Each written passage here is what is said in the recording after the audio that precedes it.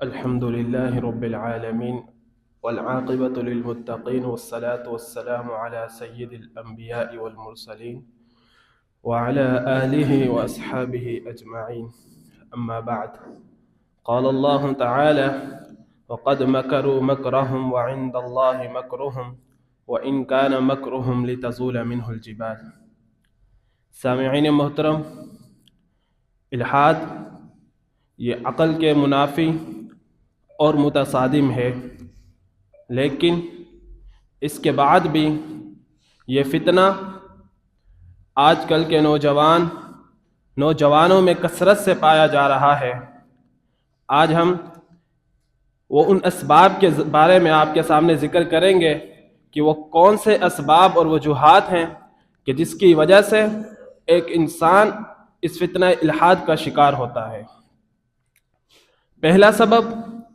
تہذیبی شکست خوردگی، اپنی تہذیب کو بھلا دینا۔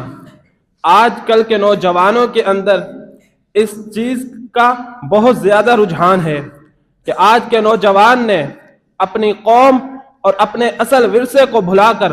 مغرب کی تہذیب کو اپنا لیا ہے، مغرب پر فریفتہ ہو گیا ہے۔ یہی وجہ ہے کہ آج کا نوجوان الحاد کی طرف مائل ہوتا جا رہا ہے۔ دراصل ہمارے دلوں میں، ہماری نوجوان نسل کے اندر یہ بات سمجھائی جا رہی ہے کہ اسلام کی تعلیمات پر عمل کرنے سے آپ ترقیوں کی راہ کو عبور نہیں کر سکتے۔ اسلام کی تعلیمات آپ کی ترقی کے اندر رکاوٹ کا سبب ہے، ایک رکاوٹ کا باعث ہے۔ ہمیں یہ بات سمجھائی جاتی ہے کہ اگر ایک انسان شعائر اسلام پر عمل کرتا ہے، اپنے چہرے پر داڑھی رکھتا ہے، اور ایک عورت اپنی عزت کی حفاظت کرنے کے لیے پردہ اوڑھتی ہے، اپنے آپ کو پردے کے اندر چھپاتی ہے، تو یہ پردہ، یہ داڑھی رکھنا ایک عورت کے لیے اور ایک مرد کے لیے، دونوں کے لیے اس کی ترقی کی راہ میں رکاوٹ ہے، جبکہ ایسا نہیں ہے۔ اسلام کی تعلیمات اور اس دین اسلام نے جو بھی ہمارے لیے ہمارا حقیقی ورثہ چھوڑا ہے، وہ سب کے سب ہمارے لیے ترقی کا باعث بنتے ہیں۔ دوسرا سبب کہ ایک انسان کا تقدیر کے مسئلے کو، اور بالخصوص اللہ رب العالمین کے ان افعال کے حکمتوں اور علتوں پر مبنی، اللہ رب العالمین کے وہ افعال جو حکمتوں اور علتوں پر مبنی ہیں، ان کو بہتر طریقے سے نہ سمجھ سکنا۔ جب ایک انسان کے سامنے یہ بات کی جائے کہ آپ کوئی گناہ کر رہے ہیں، آپ اس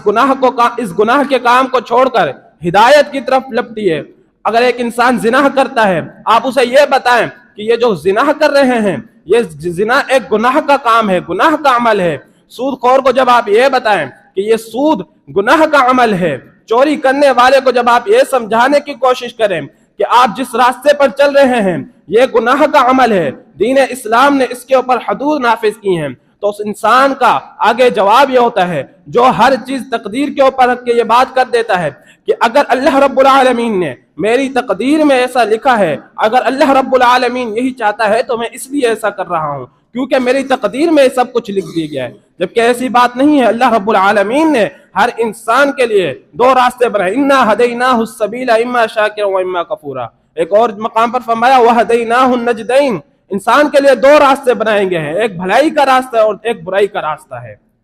اور عقلی طور پر، فطری طور پر بھی ایک صاحب عقل انسان جب اس کے سامنے دو راستے ہوں، ایک وہ راستہ ہو جس پر وہ سمجھے کہ میں اگر اس پر چلتا ہوں تو یہ میرے لیے فائدہ مند ہے، اور دوسرا وہ راستہ جس کو دیکھ کر وہ سمجھ جائے کہ یہ راستہ اگر میں اس راستے پر چلتا ہوں تو یہ میرے لیے نقصان کا ذریعہ ہے، تو انسان اسی راستے کو اپناتا ہے، اسی راستے کو اختیار کرتا ہے جو اس کے لیے فائدے کا باعث ہو۔ اور اسی طرح اگر اللہ رب العالمین ایک انسان کو اس کے نیک اعمال پر، کیونکہ اللہ رب العالمین یہ بھی تقدیر میں لکھ چکا ہے کہ جب ایک انسان نیک عمل کرتا ہے تو اللہ رب العالمین جب اس کے نیک اعمال پر اسے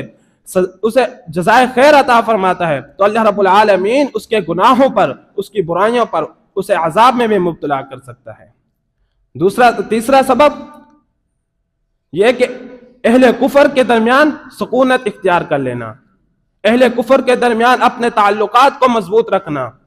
پھر چاہے وہ انسان بطور سیاحت کے ان کے درمیان میں رہ رہا ہو یا پھر مستقل طور پر ان کے درمیان سکونت اختیار کر لے۔ جب ایک انسان ان کے درمیان مستقل سکونت اختیار کرتا ہے یا بطور سیاحت کے جاتا ہے یا صرف تعلیم کے لیے جاتا ہے تو اہل کفر ان کے دل و دماغ میں ایسے شک اور شبہات پیدا کر دیتے ہیں کہ وہی نوجوان وہی انسان پھر دین اسلام پر انگلی اٹھاتا ہے، پھر اللہ رب العالمین کے وجود پر انگلی اٹھاتا ہے، پھر وہی انسان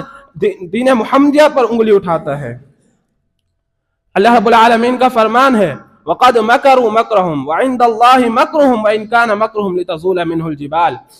کہ اہل کفر کا مکر اس قدر سخت اور اس قدر خطرناک ہے، ان کی سازشیں اس قدر خطرناک ہیں کہ اگر ایک انسان